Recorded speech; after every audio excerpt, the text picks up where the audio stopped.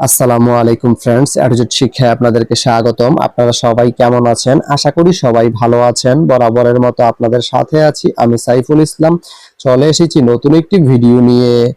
আজকে আমরা জানবো আপনি গুণবতী থেকে ঢাকা কমলাপুর বা ঢাকা যেতে কোন কোন ট্রেন রয়েছে, সেই ট্রেনগুলো ছাড়ার নতুন সময়সূচি, বন্ধের দিন এবং গিয়ে পৌঁছতে কতক্ষণ সময় লাগবে বিস্তারিত। তো আমি যদি আপনাদেরকে ট্রেনের সময়সূচিগুলা বলে দেই, আপনি গুণবতী থেকে ঢাকা যেতে প্রথমেই যে ট্রেনটি রয়েছে সেটি হচ্ছে কর্ণফুলী। কর্ণফুলী ট্রেনটি গুণবতী থেকে ছাড়বে সকাল 11টা 48 মিনিটে এবং এটি ঢাকা গিয়ে পৌঁছবে সন্ধ্যা 6টা 20 মিনিটে। এই ট্রেনটির কোনো অফ ডে নেই। এরপরে রয়েছে গুধুলি। গুধুলি ট্রেনটি গুণবতী থেকে ছাড়বে বিকেল 4টা 38 মিনিটে এবং এটি ঢাকা গিয়ে পৌঁছবে রাত 8টা 45 মিনিটে।